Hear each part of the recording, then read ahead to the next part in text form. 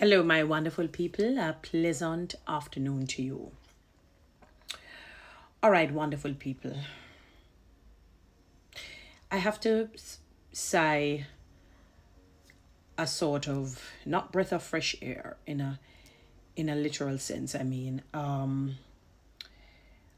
sigh of sadness, a sigh of anger in a sense, because I'm not sure what it is. If we really understand major or a big part and parcel of our mission here on this planet. And part of that mission, for those who may not believe it, as much as we have choices and volition, is that we ought to be our brother and our sister's keeper. And that is why Jesus summed up the entire commandment and says, I sum up that you love one another, that you do good to each other. And I bought the Observer. I saw the news from maybe last evening, or it was the evening before, but it came on the news last night, where a 14-year-old girl at her home in Palm Grove Court in Spanish Town was, for not such a strong word, but almost in a sense mutilated, because I heard when the mother said her eyes were, I don't think she said gouged out, but they were damaged. And her head was split in two. She was sexually assaulted. Notice I'm not using the word grape. I think we need to stop using that word. Let us reserve it for the fruit grape, or if we're talking about a grape drink, we can say sexual assault. She was sexually assaulted.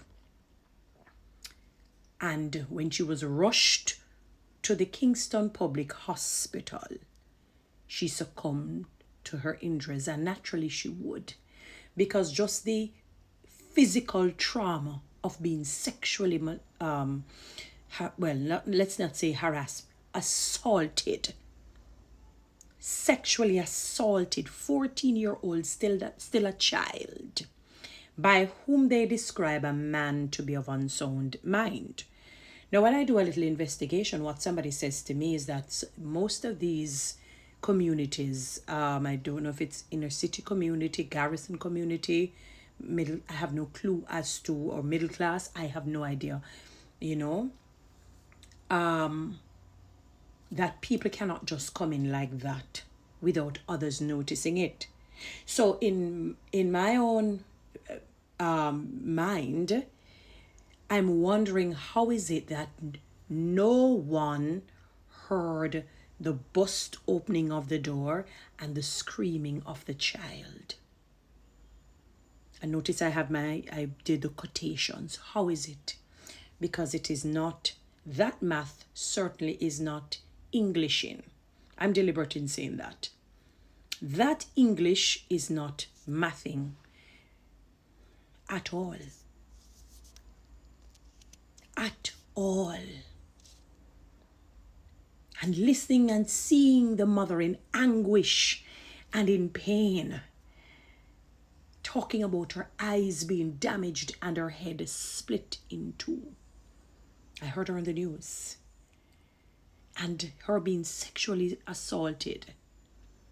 And no one coming to her rescue just seemed to not be resting in my muscle memory. It is not taking root.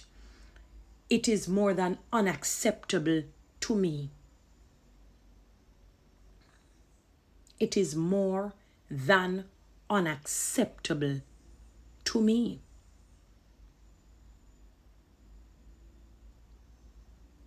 And I don't think as a people we are understanding the ramifications, the grave, literal grave results, the curse that will be upon the land because of our neglect of our children. Because of our neglect of our children.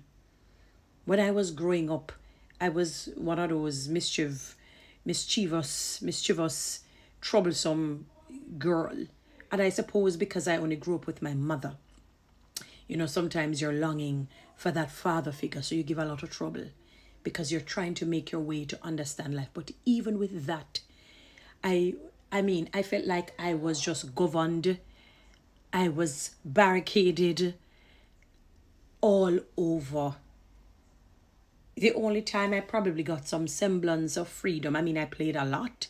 You know, I played with other children a lot, was just in the area we played and so on. But when it was time to come in, I had to.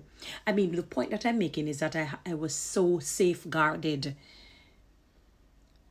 that when I hear some of these things that happen to children, I cannot identify literally because, thank you, Jesus, it has nothing to do with anybody but him. That somehow he had his angels from before me born and while me growing up protected me from a lot of these devastating events and actions.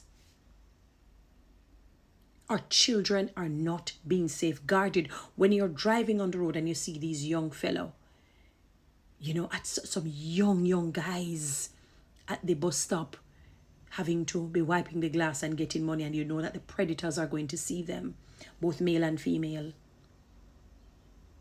A woman was sharing with me of a young fella, not 18 as yet, who went and lived with an older woman and impregnated her, and they killed him because possibly she was with somebody, maybe the person was living here. We don't know the situation. I don't like to come up with hypothetical things that are maybe way off, and maybe they're not way off. You have some children who are living, I mean, although they're younger than I am, it is as though they're older based on their experiences. The experiences that they have are horrid. They're horrible. That no child should even think about it, should even hear about it.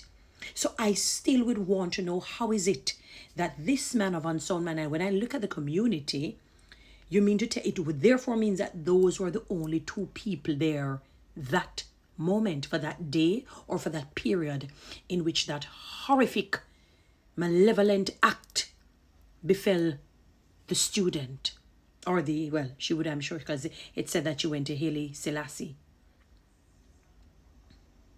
No one else could have been there because there is no other explanation. How is it that no one heard the screams and he would have had to break down whatever it is? Unless the door or the grill or whatever, however the house is brittle and made of paper. And even if it's ply, I'm sure they would hear something. Somebody would see. It said a man of unsound mind.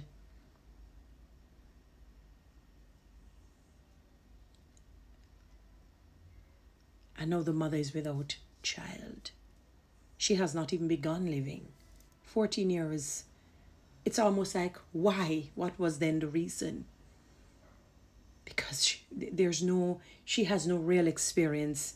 And before she could exit earth, she exit in a horrible, horrific, malicious, aggravating way.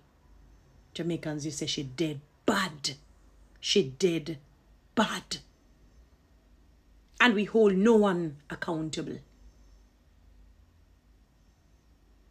We hold no one accountable because this is probably one of many, examples of what is taking place in our country, and our children are not protected. Our children are not protected, and notwithstanding, this happens in the middle class and this happens in the upper class. It's just that they're still alive and they're afraid, although they're living, to tell the tale.